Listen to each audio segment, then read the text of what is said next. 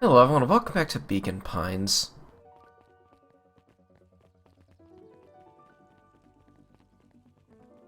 Alright, what are we doing actually? Meet Rollo at the treehouse. Figures, okay.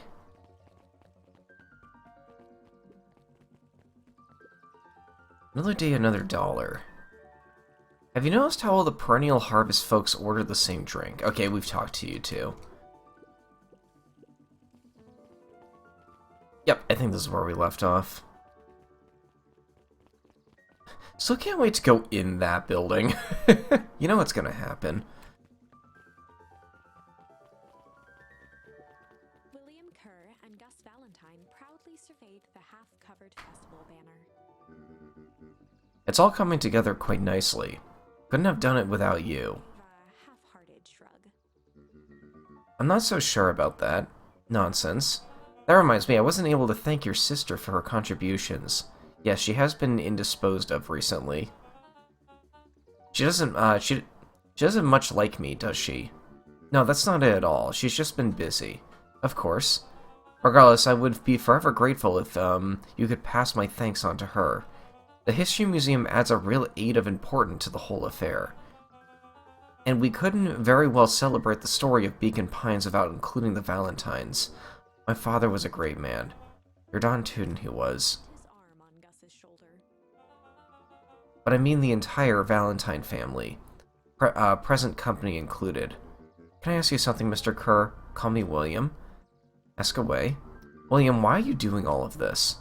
Gosh, I've never felt one need a compelling reason to throw a party. Not just a festival. All of this. There's gotta be 100 down on their luck towns out there. Why is Perennial Harvest so invested in helping Beacon Pines?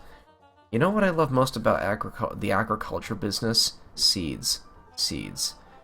Yep, little bundles of potential. In his eye, Kerr gestured grandly toward the horizon. You treat a seed right, nurture and feed it, it can grow into something truly special. You see potential here. Undoubtedly. The seed of greatness is already under our feet. All it needs is a little nudge. And the right leadership, of course. Oh. Good night, Mr. Mayor Valentine.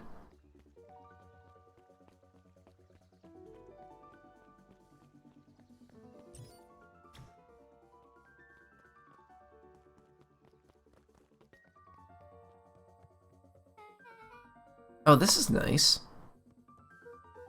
Yeah, the treehouse is just a little further on from here. So, what's your buddy Rollo like? He's Rollo. Not particularly helpful.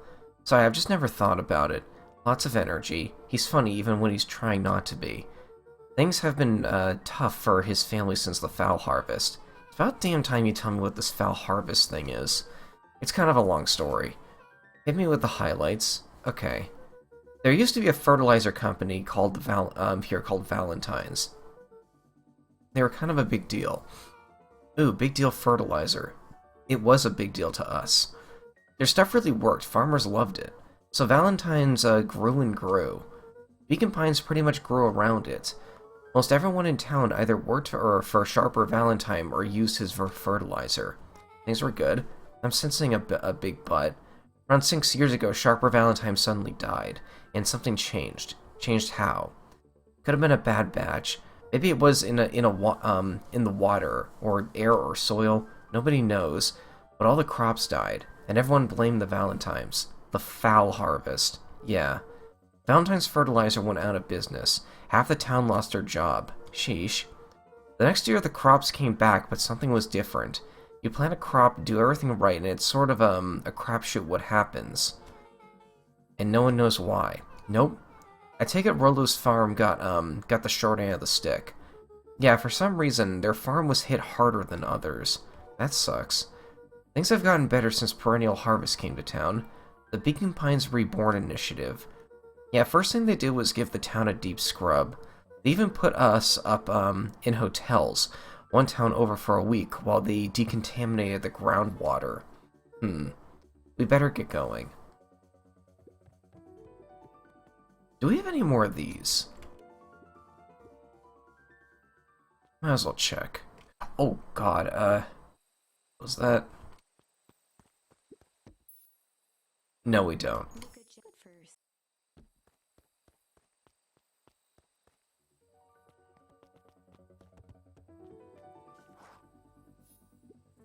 It's about time.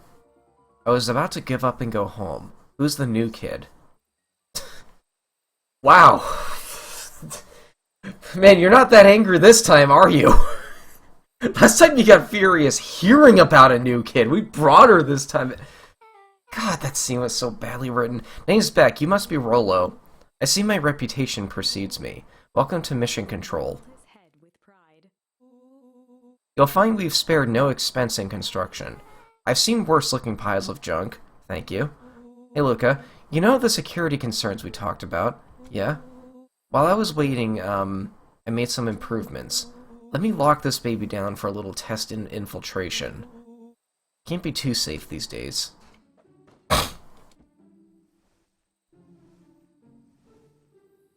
Is this that thing you tried to fire at the clipboards, but, like, just...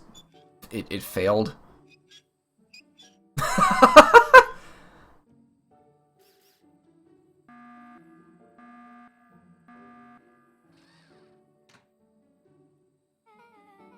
He goes all out on this, doesn't he? Always. Lavish. That's a fun illustration. Do I want to get near the target?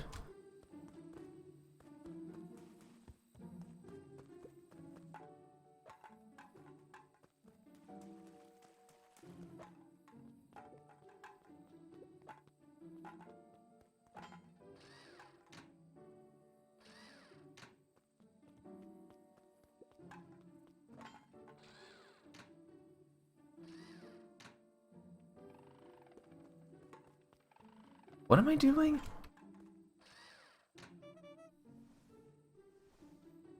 Huh? Wait, I thought... Where do you guys get all that junk in the first place?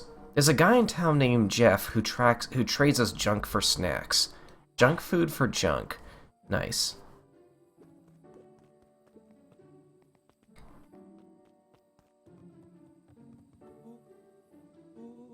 So pretty sweet security, right?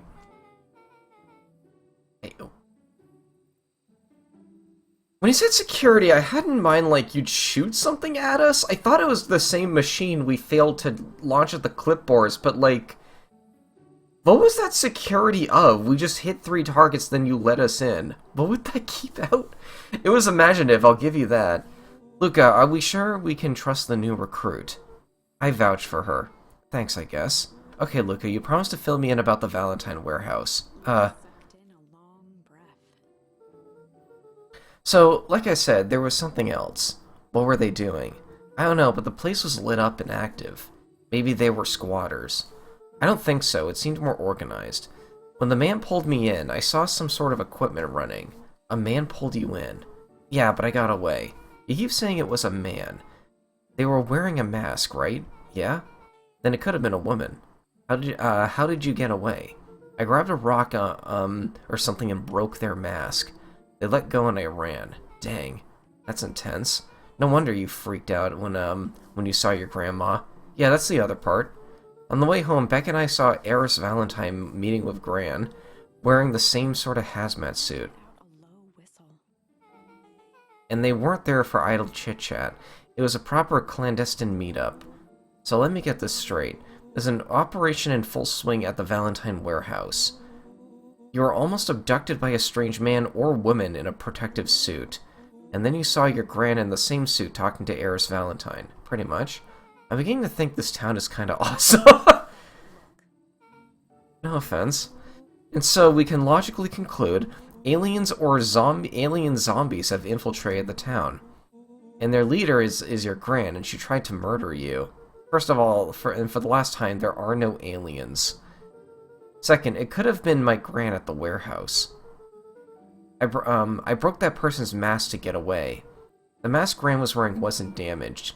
Maybe she got a new one? Wait, but she's definitely hiding something. Maybe. Your Gran is weird, but she might be the most boring person in the universe. All she does is sit around all day and make jam. What could she possibly... Jam! What could she possibly have to hide? I don't know, we haven't talked much since she moved in. Moved in? Your Gran isn't from here.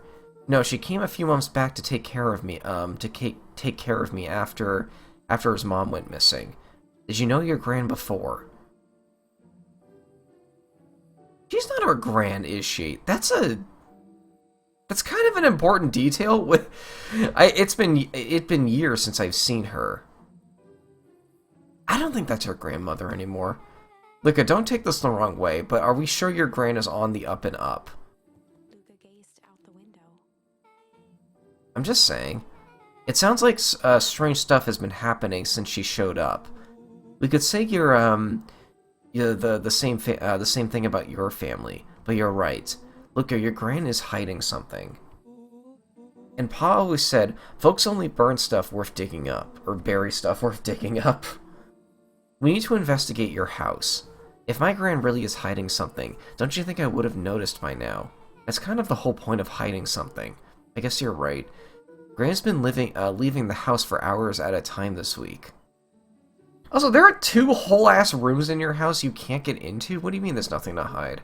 Or no place it could have been hidden? I'll call you 2 tomorrow when the coast is clear, and we can start getting to the bottom of this. I'm always game for some good snoop. You can count on me. Chapter 6. Secret Lair. Summer forged ahead, but the nights only seemed to grow colder. Luca walked home slowly under the pale starlight, cautious to avoid any more surprises lurking in the shadows. Reaching home, he slipped quietly into bed, half dreading what they might discover the next day.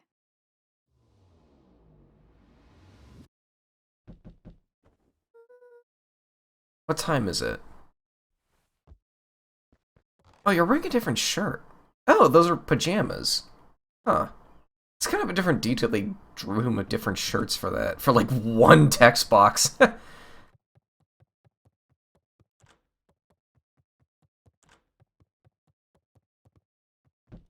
Hi.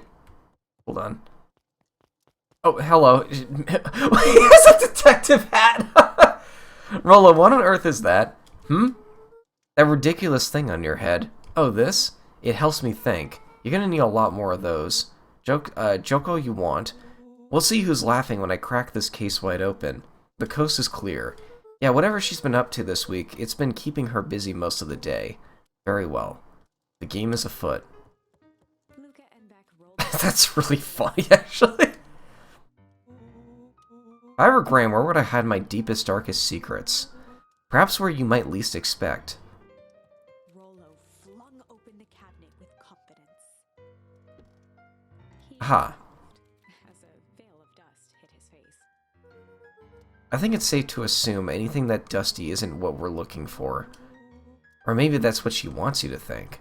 Then again, any good detective knows not to trust their first hunch. First hunches are for suckers. Eureka. Jumps into the fire. She lit a fire in order to burn the evidence. She keeps the fire going every day, Rollo. Drat, it may already be too late. Just think of the mounds of documents lost to ash. Okay, I'm gonna stop you right there. Can we just think for a moment? Luca, is there any way anywhere Gran doesn't want you to go? Yeah, the closet upstairs. So maybe it stands to reason that we should check there first. No dice, it's locked. Well, look who stands no reason now. And I have no idea where the key is. If it's really important, then she probably keeps it with her. Anywhere else? She has her berry bushes. Who has ever thought, I'm going to take this important thing and huck it in a bush? True. Anything else? Maybe something out of the ordinary. Well, she is always worried I'll break her fancy dishware in the kitchen. But it doesn't matter anyway, I can't reach the latch. Suspicion crept onto Luca's face. All 3 kids snapped to glance at each other, then sprinted in turn toward the kitchen.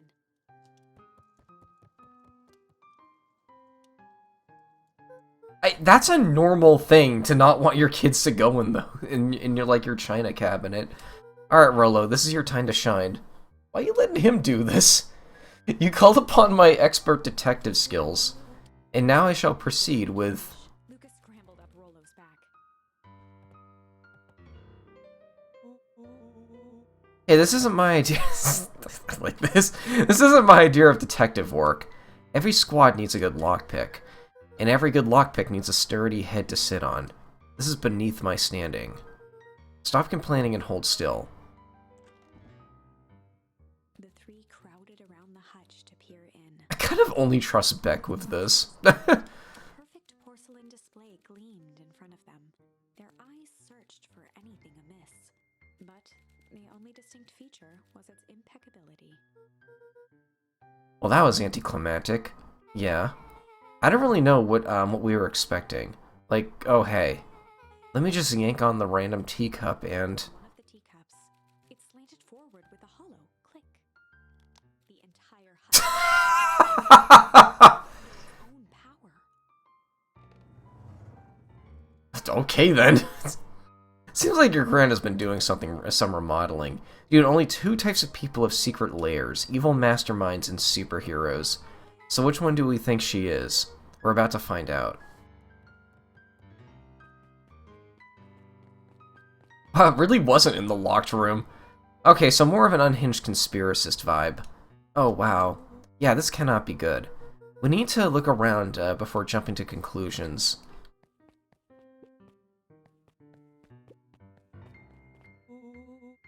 What do we have here? Barrels marked caution explosive! And jam jars. That's enough jam to feed the whole town. What kind of incendiary jam is your gram making? She wouldn't have made me walk around town delivering bombs, right? Only one way to find out. Casually spun open a lid and dipped his finger in the jam. Huckleberries. His lips. A hint of brown sugar and... ink? What? Plunged his hand in the jar, fishing out a soggy slip of paper. Walter Ah. handed the slimy note to Luca and licked his fingers clean. It's addressed to Miss Fratelli. Mrs. Fratelli. A Grand Jam Graham. It's at... God damn it. Last night I used the disguise Eris provided to scout the location. The timing window should be possible. Operation Sparkplug is a go. Oh man, are they doing a heist? Whatever it is, it can't be good. So more a bombshell than a bomb, am I right? You're new here, so I'll let it slide, but I'm the bad joke guy around here. Luca jostled each cabinet drawer in turn. Only one was unlocked. He fingered through the filing cabinet, pausing at a bulging folder labeled Walter. For a long moment, he just stared at it. What do you got there? It's my dad. Walter Van Horn. Looks like some of his old medical files. Your dad was a doctor? And caressed the label with his thumb. Well, you gonna read it. Here, let me help. Rollo swiped the folder from the drawer and began leafing through the pages. He whistled to himself, barely looking at the text. How about you actually read some of it? 1 second. Dense documents such as this are a lot like a cheeseburger. It's best to skip straight to the middle. That's where all the meaty bits live. Oh, I had no idea we were in the presence of, the preeminent scholar in dense documents and cheeseburgers. By all means, proceed. A page and mimed holding up a monocle. Aha, here we are. Follow-up examination of Terrence Wilby. Patient shows further signs of paleness and malaise. Body temperature continues to drop. He now describes soreness of muscles and joints. This is similar to symptoms exhibited in Mrs. Wilby just a few days past. Still waiting on lab results from Joseph. With heightened surprise. See? Creepy. Yeah, that's kind of disturbing. Who's Joseph? That's Mr. Nuncreed's name. Uh-huh. Rollo's Wait. finger traced across the page. There's more scribbled in the margins. Could it be contagious? Mr. Wilby claims the tap water at his home has been contaminated. Perhaps environmental. Lab results only raise more questions. It's like he came back to this report later and made those notes. So it might be related to something else. Through several more pages. Here, the writing looks shaky. I just couldn't help her. This disease, or whatever it is, progresses so fast, and with his wife passing, Terrence's conditions follow closely behind, exacerbated by loss. Enough is enough. I need to take matters into my own hands. Staring blankly at the cabinet this whole time, spoke softly. What does it say next? Folder, trying to loose more pages. That's where it ends. What? There has to be more. Frantically shoved the remaining cabinet folders, trying to find another labeled Walter. Look, I think that's the only one. It's alphabetical, see? What did he mean enough is enough? How did he take matters into his own hands? This is bullshit. How does a 12-year-old know that word? Lucas slammed the drawer shut. A spider web of string connected photos of people from the town, interspersed with hastily scrawled notes. Well, she sure kept herself busy. Is your Grant a serial killer? Because I'm starting to get a vibe. Don't be ridiculous. Sure, she's just tracking the movements of everyone in town. Out of the kindness of her hearts. She put little symbols by some of them. Yeah, Mr. Nuncreed has a check mark. The clipboards are all inside a big circle. How many are there? My moms are both on here. Okay, so it was recently updated. Both with a question mark. Gus Valentine has a question mark. Eris has a question mark that's been crossed out. Mr. Kerr has a bullseye. The killer has chosen her next victim. We don't know what any of this means. Whatever it means, it's probably not good.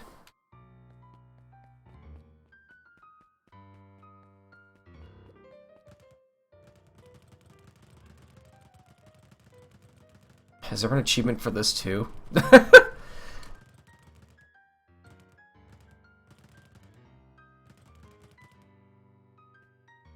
Remember what I was saying earlier about wishing the game was zoomed in a bit? It kind of looks like he has like a smug look on his face when he does this, but it's kind of hard to see. Let me check something real quick. There's not an option for it. Ah, that's unfortunate. Like, all this good art, and I can't make some of it out due to how zoomed out it is, you know? Why is it this zoomed out? Look how much, like, real estate space there is, like, around the corners, you know? Like, zoom it in a bit. This art is gorgeous. Let us, like, appreciate it more. They crowded around a worn-down old map of Beacon Pines. Cool, this looks like a treasure map. Not every old map is a treasure map, Rolo. Yeah, but every treasure map is an old map. Can't fault that logic. Look, there's even a pathway drawn on it. It starts at the entrance of town, and if we follow it, Carefully traced the path with his finger. it leads to Down at the end point. Town Square. That's the fountain in the middle of town. What a weird place to hide treasure. Rolla, that doesn't look like treasure to me. The end of the path on that map has the same symbol as those explosives over there. So it's not hiding treasure. A real bummer. Rolla, what's the thing you've been excited about for the past month? The festival. Oh. Did you just say gulp? That feels like a gulp kind of situation. Everyone will be gathered near the center of town. She's gonna blow up the festival. Not if we stop her. Something I'm noticing about this sprite of Rolo, there's a bit of motion blur to it that's really funny. What was that? Up from the map. What was what? No, I heard it too. That was the front door. Which means someone just shut the door. Which means someone's upstairs. Quiet. Hit the lights. Beck flicked off the light, and they became statues in the dark. Overhead, creaking floorboards bent under slow, deliberate steps. I mean, she's gonna see the door open and know we're down here, right? Each footfall.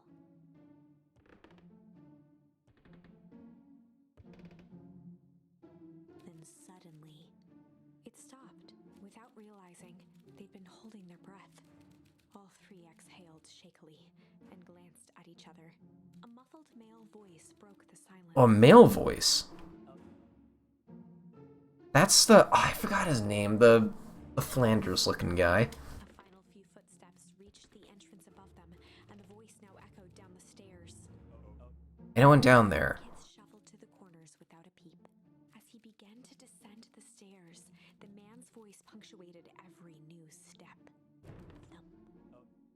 Yoo-hoo. I'm not here to hurt you. I'm just here to help. At the bottom step, the man paused, squinting to search the room for signs of life. Huh. Guess it's nothing. Suddenly, Luca gave him an intense, chastising through clenched teeth. It Rollo, was too don't. late. Rollo was already inching toward the stairway. He screeched as he charged toward the shadowy figure. Flaming chicken coop. With all Terria! ran to the ground. Rollo? Mysterious creepy man. Anyone there? Corner, they saw something move. Well, I didn't know if I had it in me, but there was only one way to find out.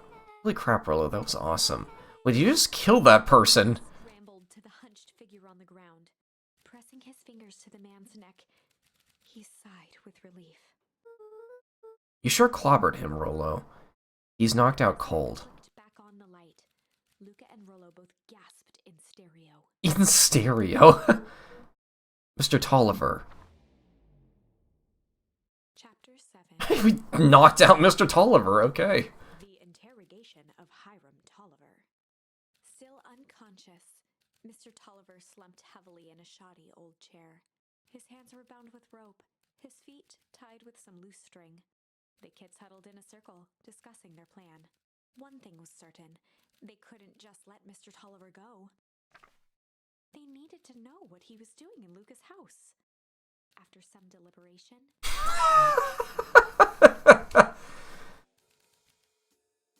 Good cop, blank cop interrogation. Oh my god. they'd run the classic good cop, chill cop interrogation. I'll handle this. Just gotta play it cool. Luca walked calmly to the light switch, flicking it off and on a few times.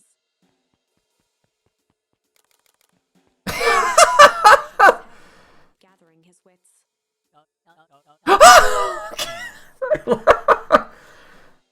Golly, I sure got my bell rung. To find Luca, who returned a calming grin. Sorry, Mr. Tolliver. That's a smug grin. This is all a big mistake. Look, what's going on here? Why do you have me strapped down? No one's fault, really. Rollo just got a little startled. Rollo's here? And Beck emerged from hiding to give a timid wave. Hello! Oh my god, I never realized how huge Rollo is. He's like bigger than he is, like, standing up and he's sitting down. Like, well, alright. Mistakes happen. You kids gave old Harem a good scare. Let's just get me out of these ropes and call it even. To Rollo and Beck, who replied with skeptical looks. Mr. Oliver, why are you in my Grand's basement? I'm here to help, of course. Help with what? What's my Grand up to? If you'll cut me loose, I can show you. How do I know we can trust you? Her exhaled with disappointment. Luca, have I ever done wrong by you? No. We've also never seen you this weird before, and since your Grand moved to town, haven't I been nothing but welcoming? Yeah. So why would I turn my back on your family now? It's just, all this stuff seems pretty weird. A board with names of people from town, an archive of my dad's old disturbing patient notes, The corner. barrels of explosives. I can explain everything. You just need to untie me. You kids deserve an explanation. To Rollo and Beck. This time they shrugged. Luca began to slowly loosen the bindings. Mr. Tolliver gently rubbed his wrists. That's a good lad. This'll this'll all make sense in time. Perceptibly toward the stairs as he spoke. You see, this town has secrets, Luca. A very dark past indeed. Kids had even noticed his movement. Mr. Tolliver was at the light switch. A past that must be brought to His final words by flicking the switch and rushing up the stairs. light. Light! Beck Son of a... on the lights. It was too late. Rollo confirmed what they all heard. He just locked us down here. Mr. Tolliver's muffled voice came from behind the door. I wasn't lying, you know. This is for your own good.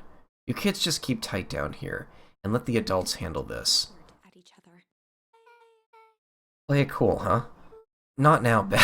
God, I love Beck. Thump of quick steps exiting the house.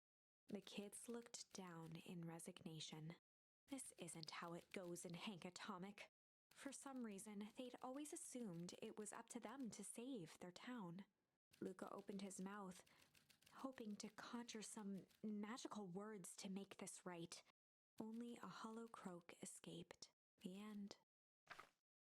Well, we certainly aren't going to find a grand resolution to our tale. Back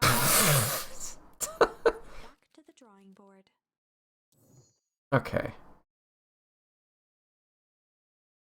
Oh my god, look at that art, dude.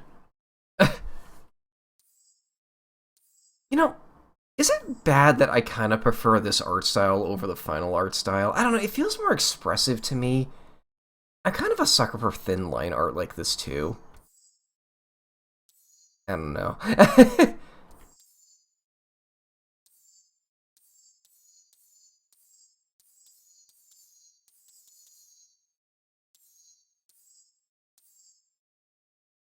Still have no clue what's going on here. I kind of want to just go back and do this part.